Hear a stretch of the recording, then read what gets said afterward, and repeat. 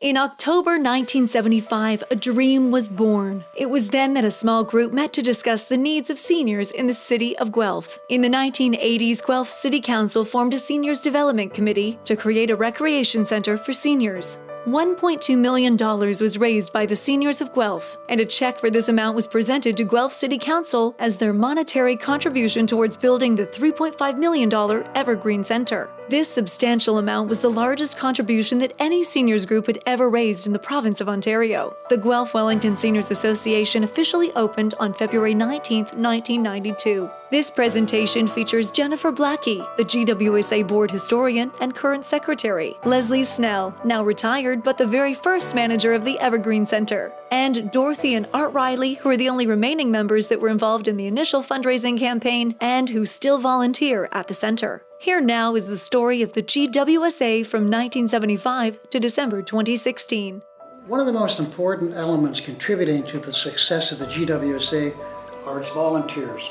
We have well over 400 volunteers who provide programs, coordinate and lead programs for their fellow members, who number over 2,500. And it's the dedication that they show that leads to the quality of the product they are able to present to their fellow members. We also have special events coordinators who organize dances on a regular basis, maybe bi-monthly, 6 a year approximately.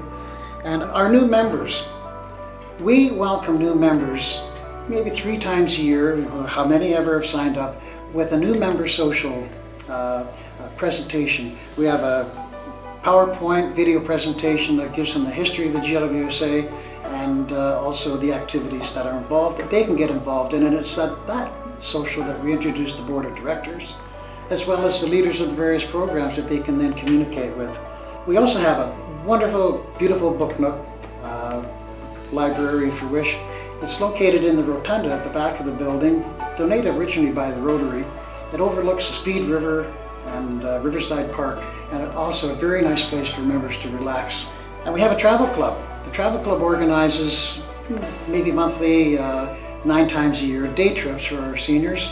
And they visit local areas, smaller cities, maybe lunch involved, a play at a local theater.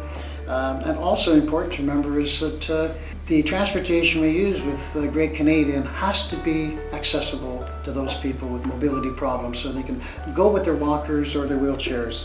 So with all of that, it sets the GWSA, I'm not going to say ahead of, but it gives us a uniqueness relative to older adult centers in the province of Ontario.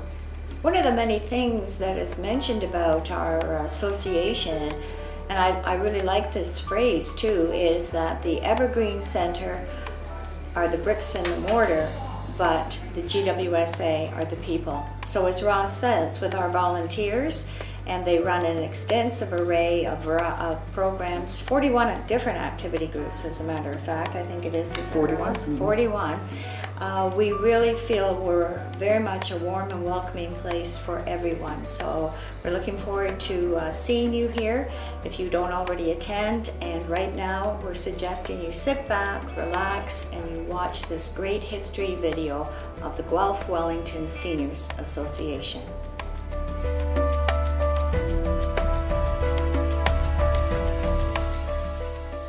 Hello everybody, I'm Jennifer Blackie and I'm the Secretary of the GWSA, but today I'm wearing a different hat, that of the archivist and historian. Before embarking on a chronological history of the GWSA, I believe it would be wise to put you in the picture as to how I came to this position, speaking to you as the archivist historian. In 2009, Board Vice President Tom Beale, some of you will remember him, suggested that someone should be designated to fill this position. Up to that time, the only records of the GWSA history were in various people's memories. But of course, those seniors who were members in those early days were becoming fewer. It was decided to create an archive where records could be maintained and develop a plan for future procedures to ensure that this continued in the years ahead. An extensive search was undertaken to look for a volunteer who might take on this rather daunting task. No one came forward. However, Wendy Cornelson, who was at the time coordinator of volunteers, knew of someone employed by the city who was working on an external degree, I think in the recreation field, and was looking for a work placement at a senior centre. So that person was interviewed and agreed to take on the task of developing terms of reference for a GWSA archivist historian. That person was Jocelyn Peterson, who was employed elsewhere in the city at that time. Jocelyn, of course, now works here at the Evergreen. Jocelyn prepared a report on what an archivist historian should do, but she didn't actually start on the research herself because her work term finished. The next step is a bit fuzzy in my mind. Did I really volunteer to take on this role? At about this time, the GWSA had embarked on the Maya program, Make Yourself at Home, and Community and Support Services took over what had been the GWSA board office. The board was provided with that little cubbyhole office that sits beside the auditorium doors, and there was no space for file storage, so space at We Store was rented, as it still is, to house this material. And a board motion was made in October of 2009, appointing me as the person in charge of this off-site storage. Lots of boxes were transported to that site, and I was given the very high honour of sorting it all out. Pierre Desmarais very kindly bought and installed a few racks of shelving, and I gradually put it all into order. From there, I started on the GWSA History. In sorting out the early GWSA files, I had come across several documents that provided some interesting facts relating to the beginnings of the association. And I waded through back copies of the Sentinel and many meeting minutes to find interesting things that had happened each year and who was involved. Early this year, I decided I should share what I had been doing and consider if further work might be done. I had prepared research notes for each year, but it seemed that some kind of narrative form would be of more interest. Would it be worth employing someone to undertake this? Also, it might be possible to include some photographs. There is a box of albums up at We Store. So this brings us to the point of sharing some of GWSA's history with you, and I thought a place to start would be to recount the events that occurred in the period preceding the foundation of the GWSA. Seniors, elder persons, OAPs, whatever you call those folk, are somewhat of a new phenomenon. In our grandparents' day, or even our parents' day 50 or so years ago, older people were not a separate group, they were just the old folk. They usually worked on the farm until they dropped in their tracks. Only a few of the better off ones who had saved some money were able to retire for their last years. There was no social services, and if someone became unable to work and support themselves, it was often a case of being taken in by the family. It really wasn't until a national pension, the old age security, was introduced in 1951 that seniors were recognised as a group. As we know, this group is growing. Soon we will be 1/3 of Canada's population. Lots of people still active with time on their hands.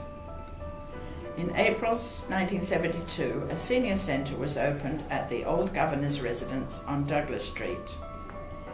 That is the governor of the former city jail. I believe the house is still there, tucked away off Douglas Street, where a little park now graces what was once the prison yard. Other seniors groups were being created in the city of Guelph, very often in association with churches. In 1973, this social centre for seniors was taken over by the city of Guelph financially under the direction of Mr. Frank Weigel. Some of you will remember that name. Mrs. Tilly Brine was appointed as coordinator between the centre and the city. 1975, Mayor Norm Jerry, with a few Guelph seniors, took a trip to Niagara Falls, New York, to see their senior facilities. He suggested that a seniors group might be established in Guelph. An open meeting was held on October 30th of 1975 at the Guelph Public Library. 75 interested people attended, and a Senior Citizens Council was constituted. Jim Spark was appointed as the first president. There he is up there.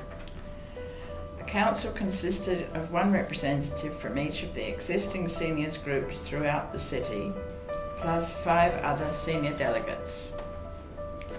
1976 saw the first edition of the Sentinel, funded by a New Horizon grant and distributed throughout the city. Jim Sparks was the editor and went on to produce 90 issues. In 1979, the Delhi Recreation Centre was temporarily designated as an elderly persons centre, and the Senior Citizen Council moved in there on May 25th. In June, City Council passed a resolution to the effect that it should establish a downtown location for senior citizens. And in 1980 that happened when a group moved to 2 Quebec Street, the ground floor of the Park Mall. Some of the activities remained at Delhi Street as the Park Mall's accommodation was very limited. In 1981, under the presidency of Dorothy White, the first AGM was held and the aims of the Senior Citizen Centre were identified. And these are very similar to what our aims are now.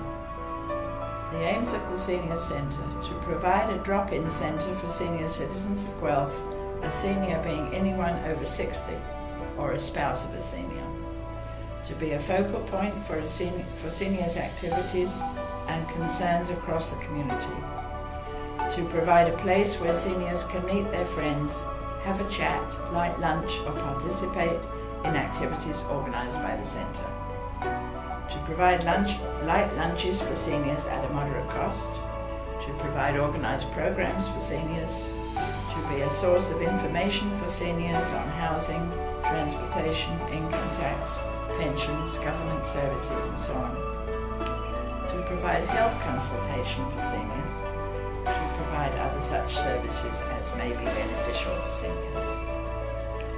Tilly Brine, who I mentioned was the coordinator, gave this report at that particular AGM.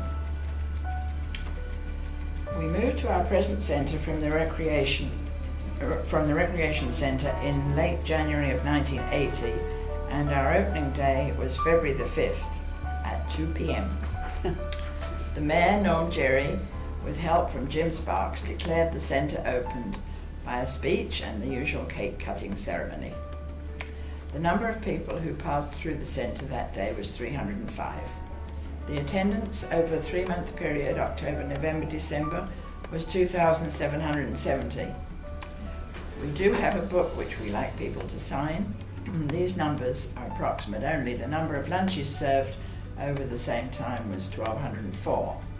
The meetings held at the centre over a 12-month period, 42. The first and third Thursday of each month we have a nurse in attendance here from the Wellington and Guelph unit. She has been coming regularly since April. The service is confidential and free to seniors. The fire inspector, Mr. Thompson, paid us 3 visits during the year. He gave us a short lecture on fire safety, also instruction on the use of fire extinguishers. The fire bell could not be heard very plainly in our part of the building. I'm pleased to say that a new one has been installed. The usual group of people were here last year to help seniors fill out their tax papers. Some of the crafts are being taught at various places in Guelph. Only the registration is done at the centre. How many of you have noticed the summer awnings that have been put up? This will take away the glare, but also leave us with a little sunshine. Bus cards can be purchased here for 25 cents, which enables you to buy your senior tickets at a reduced price.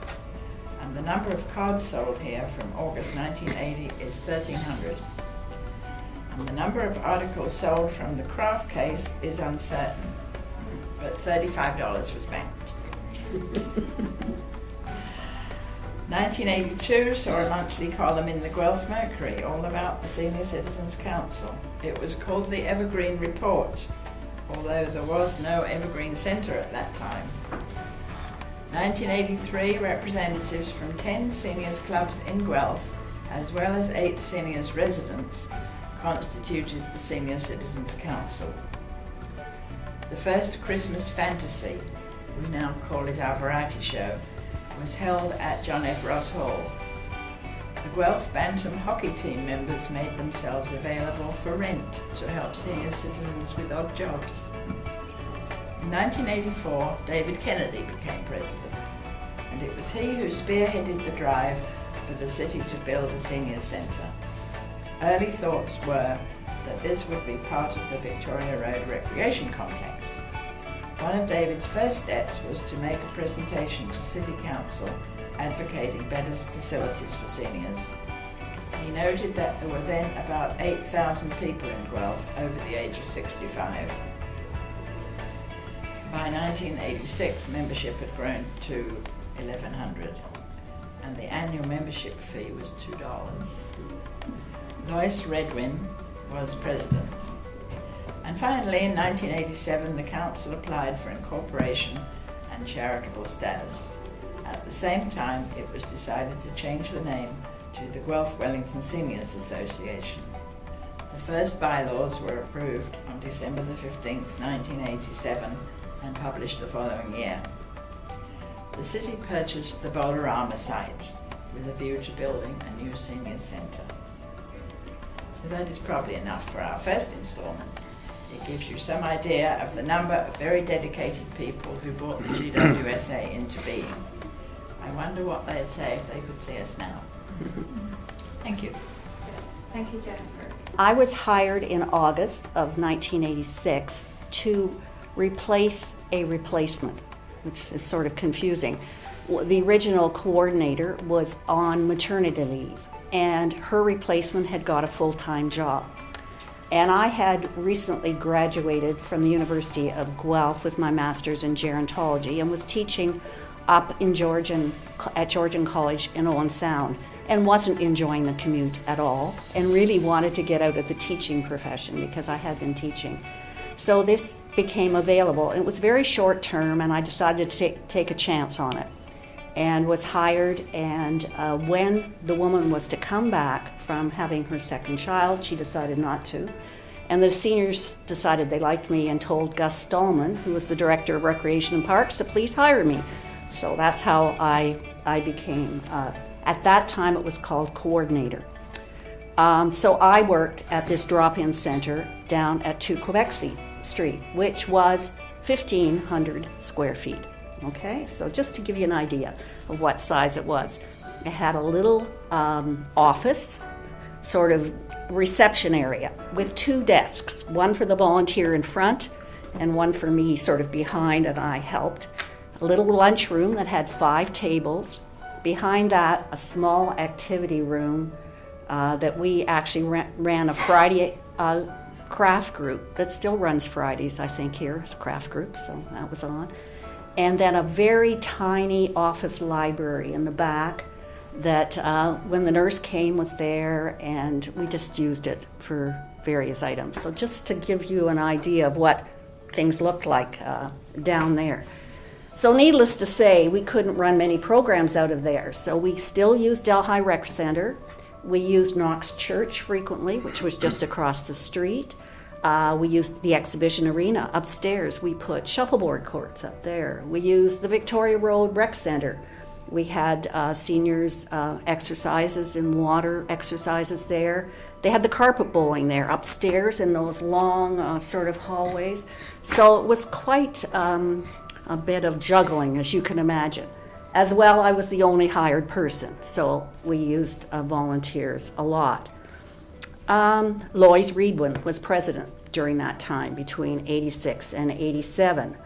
When I came on, never having worked in recreation, I had been a teacher and I was doing a gerontology degree, I was informed that we were going to be the host for the senior games in 1987. And I said, what are senior games? I didn't have a clue. And we hosted that for the first time in Guelph. And as many of you know that have been here, it's a very big event when your area hosts it. And the main place we used to host it was the University of Guelph. And so we used the auditorium, the gym there for our big opening ceremonies, and we had things again all around the city. So that was quite a baptism by fire, as you can imagine. As Jennifer said, GWSA was established and received charitable status. Alan Whitworth, the next president of your association, was then the vice president, and he was the architect, by the way, of your constitution and bylaws, which were adopted, and I think are relatively stable. I mean, we've made a few changes, but I think they, over the years, have stayed very similar to what was established by him then. He was a member of the Rotary Club, as was David Kennedy, and that was a big push. And they had a lot of power and helped get council behind getting this center and a whole bunch of things done.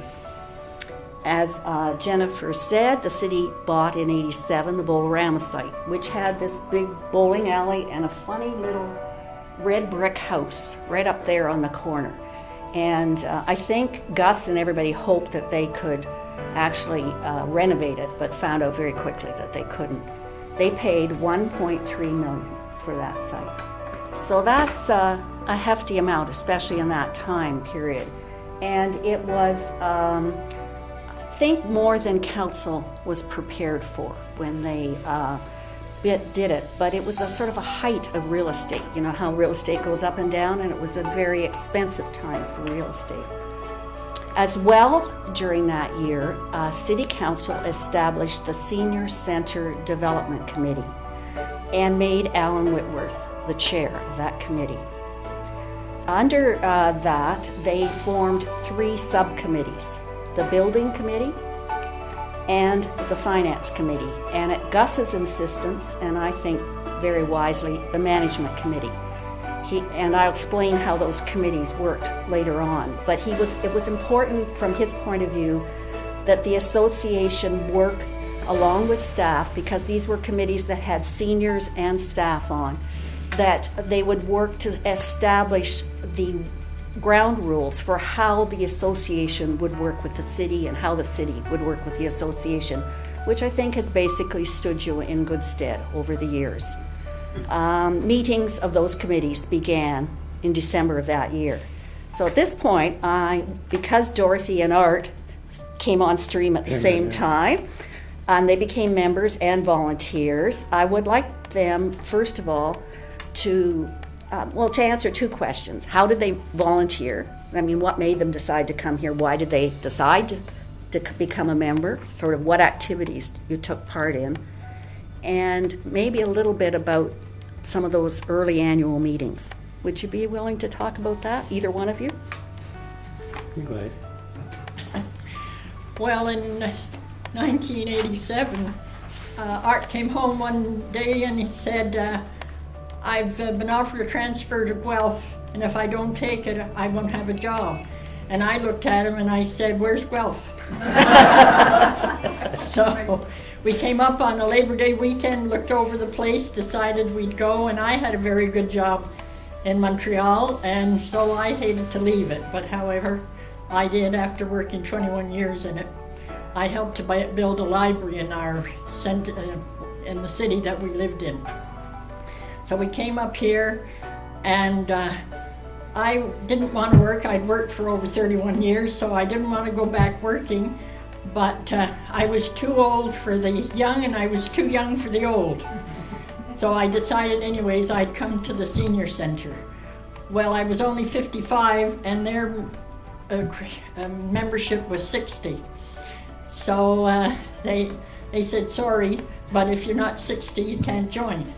So I wrote a letter to Lois Reedwin and explained the situation. I said, could they not make an exception and let me volunteer in some capacity, because I had always volunteered in Montreal, so I was very used to doing volunteer work.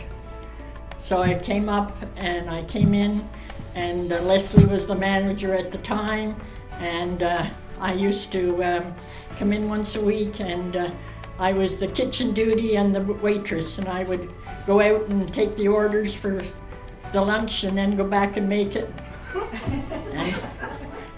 And I gradually graduated to be on the information desk. But that's how we started.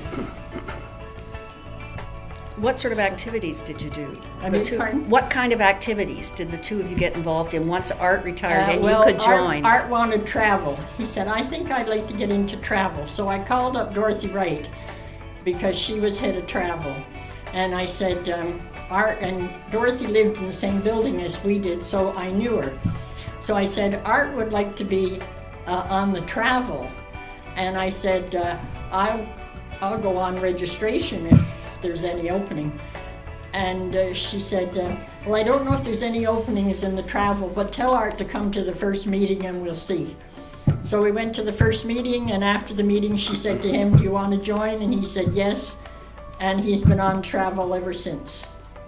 And I took over the registration desk down at Park Mall. And that's how we started here. And we've been volunteers here ever since. But that's my forte, is being a volunteer. And Art, after retiring, he just followed me.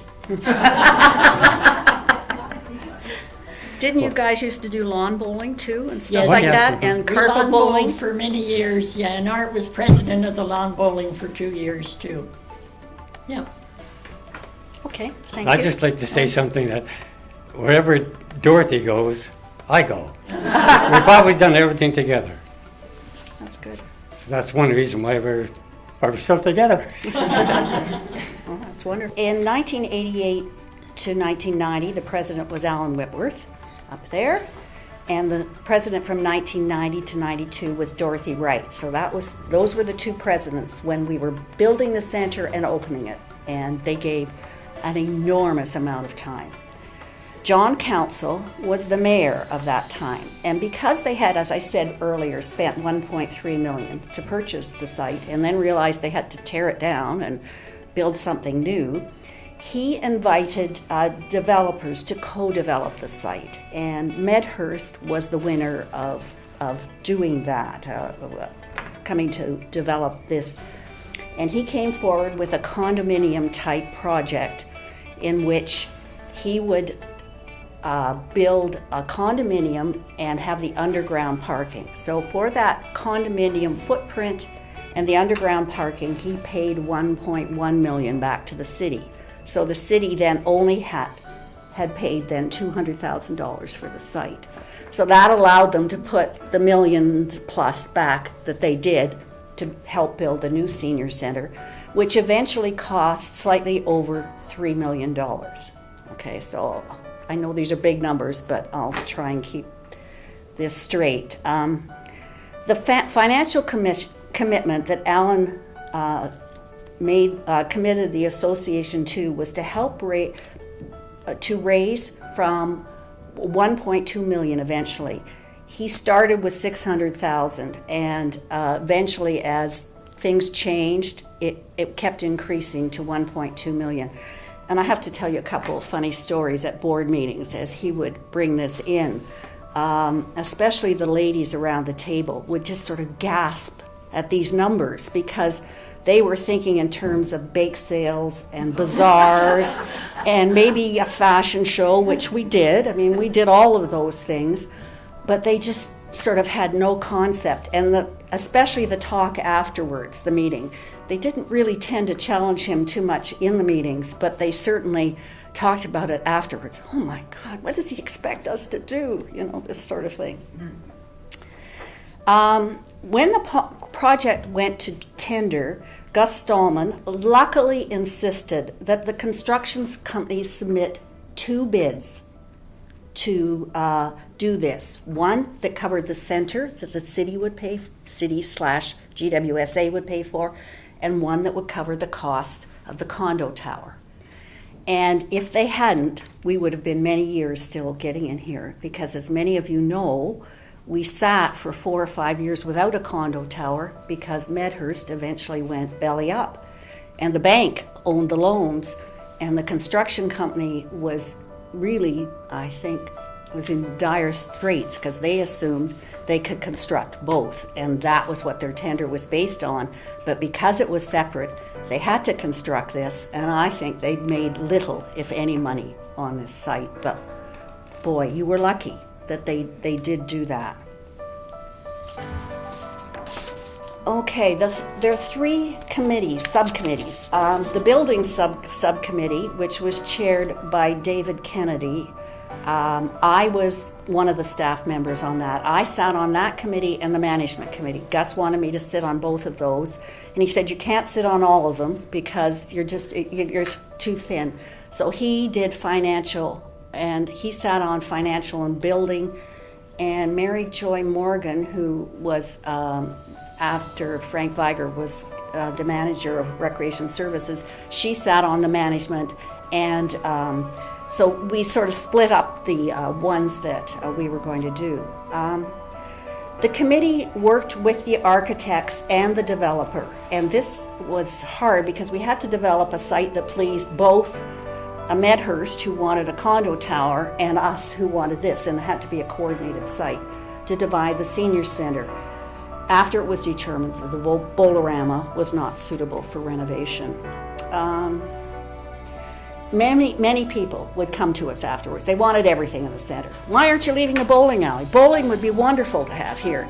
How about a swimming pool? Let's have a swimming pool here. I mean, you can imagine how people would come after us and say this. And you may remember some of that, Dorothy and I.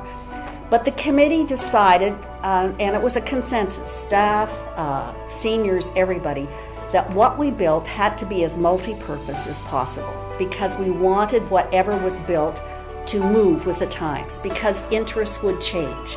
If you built something that you were doing, some activity, maybe it wouldn't be popular later on. So many of the rooms became as multi-purpose as we could make them, and that was one of the sort of overriding principles that we gave the architect. The first concept, the one initially, they had an architect draft up something for the Victoria Road Centre, and that was about 1,700 square feet. And eventually, this was 22.5 square feet when we opened, and it became 25 when your association bought room 4 from because that was part of the developer part originally. So that's what it went to. And there is another funny little story. A city councillor, of whom will remain anonymous, kept saying, "What do the seniors need that big a place for? This is ridiculous. They don't need that much space." Anyway, needless to say, it's been jam-packed ever since it's been opened. During that time, we had a sod turning and a big picnic down at this, just at the park here, and had some of the old people here for the sod turning. Jim Sparks, Ernie Barber, and Dorothy White, the first 3 presidents, and then the first coordinator, Tilly Brine, were all here to dig stuff. And I think somewhere in your files, there are pictures of them, doing that. So that was sort of interesting. We had further subdivisions of this building group. Because New Horizons, which I think you mentioned about New Horizons grants earlier, and I don't think that's still available anymore, is it? Yes. It is, good. Okay, it was fascinating, but we couldn't just ask for one huge grant, it was too much, so we had several subcommittees. Like we had a kitchen subcommittee that formed and applied for New Horizons grants to do the kitchen and the dining room. And then we had an activity group subcommittee that formed and did furniture and carpets for carpet bowling and all that kind of stuff. So we had these different committees that formed. But there were some funny things we had to deal with. On the kitchen group, I can remember, yes, we can fund a new stove, but we can't fund the hood for the stove because that's attached to the building, I mean, you're just thinking of these government bureaucracies. It had to be, you funded things that you could take away. But eventually, with all the groups, I think it was around $100,000 we got from New Horizons to help get this place started with all the furnishings and things like that. Several members over the time were added to give their expertise to us. We brought in a volunteer who was an ex-dietitian that worked with, because the architects had a sub-architect that did just the kitchen, and she had worked in an institutional kitchen, so we wanted her help on how, we would design and do that. We made some mistakes, you always do, but it wasn't bad. Her name was Isabel Henderson, just for your archives. I thought I'd give you that. Another one, I was at a dinner party and met a couple. He was a professor from the university, and his wife was an MS victim in a wheelchair. And I was talking about the center. Well, you're going to make it wheelchair accessible, yes.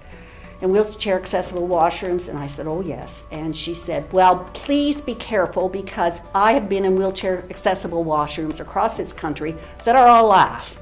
So she came and gave us some input, and that's why we had the small wheelchair accessible washroom done at the end, because she said, my husband now has to come in and help me. And it had to be a gender neutral place to do that. And what do you want this divider for? How can I swing my wheelchair around here? And her name was Bev Keddy, and I was so disappointed that she died before the center was open. But these people were wonderful in helping us design a center that I still think, after 25 years almost, stands the test of good planning. Another funny little anecdote was towards the end, as we were picking tiles for the bathrooms and rug colors, David Kennedy said, let's all deny we had anything to do with this, because if you're like my wife, everybody's going to dislike the color and do that, so we'll just deny we had anything to do with picking that. It was just a funny little memory that I have. And also, we insisted that this building be non-smoking, and it was the first building in the city of Guelph that was from the city owned that was non-smoking. I can remember people saying, but you should let the senior have a smoke. And I said, they can go outside, they can go home, but if they're coming here for a couple of hours, they can't smoke, because that means some seniors can't come. It was a fight, and eventually, of course, all city facilities, but we were the first, so I thought I'd pass that on. Okay, I'm sure Dorothy and Art, if they remember the tour of this facility that we brought the volunteers on, when it was still, we had to wear hard hats, and we invited some volunteers to come, and I believe you both came. Did you? Art did, I didn't come. Okay. And anyway, do you remember coming on that tour? No, I don't know. Okay, all right. But I wonder if you, because you still are here, can think of things that maybe we missed in designing the center, because I'm sure there are things that we've missed. I think it's perfect. I've enjoyed it for over 25 years, and I can't find a fault in it, and people that come here think it's absolutely wonderful, and I have people come from Vancouver and Calgary, and they've come back and they've said, gee, you've got a great center here. We've got nothing like that out here. So we did something right, and I think that I couldn't find fault for the center. I think it's beautiful, and it takes in everything we need, and it's full of people from 8:30 in the morning till 3:45, 5 days a week. And when we first opened, we weren't going to open at night because they said seniors don't want to go out at night. But that has changed, and we're now open in the evening. We have lots of seniors that come out and do things. So we've changed a few things. But to ask me to find fault, I couldn't find anything. I think it's wonderful. I remember working Friday nights when the dances were on. We came in about 7 o'clock till 11:30.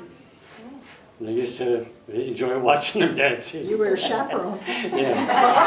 I had the keys to the building. Okay, then I guess I can go on. The Finance Subcommittee was the next one, and the chair of that was Alan Whitworth, so as well as being chair of the whole Development Committee. And that committee raised $1.1 million, and That is the highest amount, I believe, that any seniors association across Canada has ever raised for a building. I remember afterwards, a few years afterwards in Cambridge, the seniors were thrilled they raised $100,000. And I mean, you know, you guys should be so proud of the people that preceded you that did this.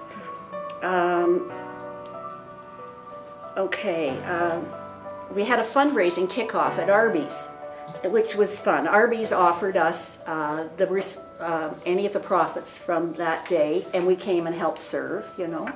And I guess they hoped that seniors would come over there and do that. So, do you remember any of the fundraising events we had? I remember we had a fashion show at St. George's Church, that Agnes Barnes organized. Do you remember that? Art was a model. That's great. Don't miss that one. That's right, you were. Yeah.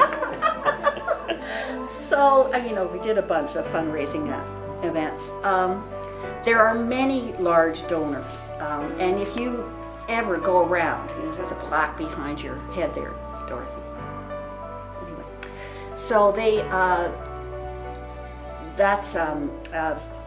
did a lot, including your association by itself, not this 1.1 $300,000, you know, you gave. So you were the largest donor, along with the Rotary Club of Guelph's Charitable Foundation, and then also the Friday group did the $100,000, and that's why you have the Rotary Rotunda down there. But one of the big campaigns, and it's behind you on that picture, Guelph Seniors Center on the left. With your contribution, we can build it. Do you see? To the left, Dorothy. Yeah, I was just looking at the other one. Yeah. Anyway, it was a Buy a Brick campaign, and a volunteer, Ernie Hopping, who was very, very involved here but did that. And even though we had all these wonderful large donors across the city, there were many individuals, and we had a mailing campaign, you know, that went to all these people. But there's one senior I want to tell you about. He was on supplement income, and he wanted to buy a brick. And he did it at $20. It was $100 to buy a brick. He did it at $20 a month, you know, for 5 months. And, you know, that was just as important as the $100,000, you know, from the Rotary and the money from... And Art and I were out selling bricks for $100. We were pegging all the seniors we could find to pay $100. So it was... We got to know a lot of seniors. Yeah. And what we did, we asked them would they donate. They said yes. We said, "You mind if we go and pick it up?" They said, "Sure." So came in quick. And several of them said to Art, "Oh yeah, we'll do that." And Art said, "Would you mind if I go and pick it up? Can I call you?" So they couldn't say no. That's great. A lot of people find that difficult to do, Art. So that's a good thing to do. Alan always said afterwards that the costs for running that campaign were just over $50,000, and that's for over a $1 million campaign, and that's nothing. People hire people to do that at very expensive costs. So he was very proud that we kept the cost, you know, to that amount. All right, the third subcommittee was the management subcommittee, and that chair was Dorothy Wright. And we tried to iron out issues, and one of the issues that was a strong thing that we did was the city said we are going to pay for, you know, it was working out who was paying for what. And the city was going to pay for looking after the center, hiring all the staff, you know, doing all that kind of stuff. But in addition, when you don't use it, the city asked for permission and got it from the GWSA that they could rent the facility to help offset some of the costs back into that. So that was part of what was done. In the process, they set up all the groups, a lot of the groups you have now, some have changed. They set up a management committee, a finance committee, an activity group committee, a travel committee, you know, all those committees were set up on how things were going to run. During the fall of 1991, I had quite a fall. I had to hire staff, never having done that before, I hired a receptionist, Gail Stewart, some of you will remember, cleaner, Debbie Maluznik, which was here for a very long time, programmer, volunteer coordinator, Betty Richard, who was here until Lynn came along, part-time chef, Isabel Giroux, and it soon became full-time. We realized part-time was not going to be enough, and part-time evening clerks. So I was doing this all in the fall, and my eldest daughter, just as an aside, came home in November and said, "Oh, I'm engaged, I'm going to get married this summer." And I said, "Oh my God." I said, "Oh, that's nice, tell me the date, I'll be there. I really don't have time to help you plan a wedding." Phoned a friend she'd been maid of honor for and said, "Would you mind telling me approximately how much you spent on the wedding?" Handed her a check and said, "You plan it." I just thought, I can't do this. So moving in, that was something. We closed the drop-in center on December 24th at noon, 1991, and moved into the Evergreen and opened the doors on Monday, January the 6th, 1992. So ordinarily we would have come back, we would have closed between Christmas and New Year's and come back the day after New Year's, but we took a slightly longer time. And I still remember setting things up because of course it was still mostly bare bones. We didn't have all the wonderful things extra you have here. But I still remember Gail Stewart, the receptionist, trying to fix up that back office. There's a cupboard at the back, and fix things up. Come out screaming like she'd found a mouse attached to packing tape, and she just, so that was the kind of thing we were doing that day. It was quite something. So we opened and had people just swarming through. That first year there were 4,000 members, and I think it was $5, I believe the membership was at that point. And I think a lot just came and laid down their $5 and didn't come back, and sort of settled back at around 3,000 members that you've maintained, I think, basically over the years. The opening ceremonies were in the auditorium on February the 19th, 1992. So that's why you're almost at 25 years, which Frank Viger chaired. He was the man who initially hired me that August way back in '86 and had come on and been a volunteer and a board member and on the travel committee and done lots of things. So he chaired that, and it was overflowing crowds that Wednesday. People were standing up around the auditorium. They were sitting. They were crowded out in the hallways. And I was standing beside Lawrence Murphy, who worked with the city for many years and was the project supervisor for the building. And beside him was the fire marshal. And I heard him say to Lawrence, "I don't think I'm going to do a count." Let's just get this over with. So that's how many people were. And we were open for 3 days to do tours. Volunteers, I know you guys did tours, which I'm going to ask them to tell you about. And one evening, and we were exhausted, as I know the volunteers, the staff were exhausted. But it was the most uplifting, exciting time, I think, of my life, as I saw all these people from the city come and look at this magnificent new facility. What do you remember about the first year when we were here? Well, I remember one thing that Alan Whitworth always said to us: don't put your membership up too high, because there'll be a lot of people that couldn't afford it. And so we've always tried to keep it at as low a price as we can. So the future board members that come in, as long as Art and I are here, we'll hound you if you put it up too high.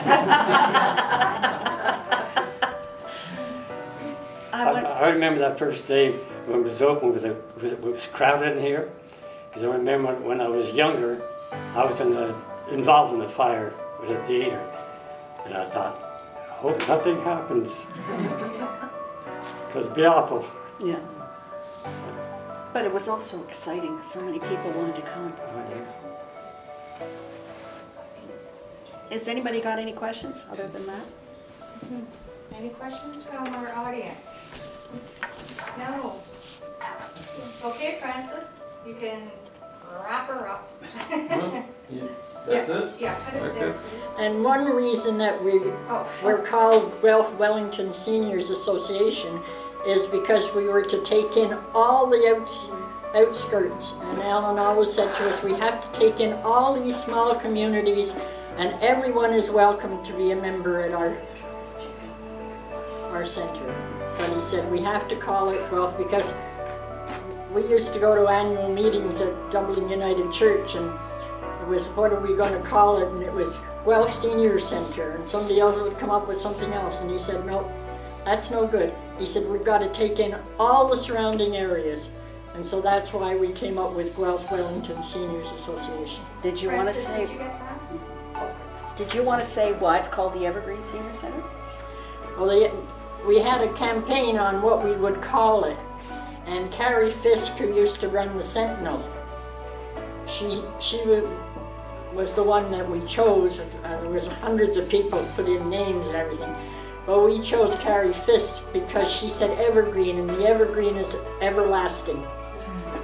That is why it's called the And Evergreen. we'd also written a report for the Mercury that was called the Evergreen Report. So it was that kind of continuity that continued throughout. Okay, all right.